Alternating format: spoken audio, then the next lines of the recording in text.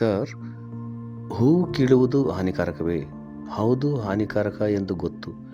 ಆ ಹೂವು ತಾನಾಗಿಯೇ ಕೆಳಗೆ ಬೀಳಬೇಕು. ಆದರೆ ತರಕಾರಿಗಳು ಮತ್ತು ಹಣ್ಣುಗಳನ್ನು ಕೂಡ ಕಿತ್ತಿದಾಗ ಹಾನಿಕಾರಕವಾಗುತ್ತದೆಯೇ? ನೋಡಿ, ನೀವು ಹೂವನ್ನು ಹಸಿವಾದಾಗ ತಿನ್ನಬಹುದು. ಕಾಲಿಫ್ಲವರ್ ಒಂದು ಹೂವು ಮತ್ತು ಅದು ಆಹಾರ ಕೂಡ. ಆಹಾರ ಎನ್ನುವುದು ಅತ್ಯಗತ್ಯ ನಿಮಗೆ. ಸಸಿಗಳು ಆಹಾರ ನಿಮಗೆ. ಅದು ನಿಮಗೆ ಆಹಾರವೆಂದರೆ ಹೂವನ್ನು ತೆಗೆದುಕೊಳ್ಳಿ. ಹೂವಾಗಲಿ, ಎಲೆಯಾಗಲಿ, ಕೊಂಬೆಯಾಗಲಿ ಅಥವಾ ಬೇರನ್ನು ಆಗಲಿ ತೆಗೆದುಕೊಳ್ಳಿ. ಆದರೆ ಅದು ನಿಮ್ಮ ಆಹಾರವೆಲ್ಲವೆಂದಾಗ ಏಕೆ ಹೂವನ್ನು ಕೀಳುತ್ತೀರಿ? ಪೂಜೆ ಮಾಡುವುದಕ್ಕೋಸ್ಕರ ಹೂವನ್ನು ಕೀಳುವುದು ತಪ್ಪು.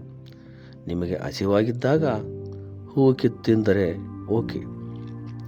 ಪೂಜೆಗೋಸ್ಕರ ಮತ್ತು ಹೆಂಗಸರು ತೋರ್ಪಡಿಕೆಗೋಸ್ಕರ ತಲೆಗೆ ಮುಡಿಯುವುದು ನಾನು ಇಷ್ಟಪಡುವುದಿಲ್ಲ.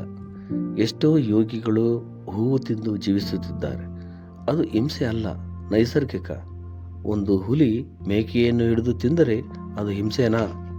ಅದು ಹುಲಿಗೆ ಸಾಮಾನ್ಯ. ಹುಲಿ ಬೇರೆ ಪ್ರಾಣಿಗಳನ್ನು ಮಾಂಸವನ್ನು ತಿನ್ನಬೇಕು. ಹಾಗೆಯೇ ಮೇಕೆ ಗಿಡಗಳನ್ನು, ಹೂಗಳನ್ನು ತಿನ್ನಬೇಕು.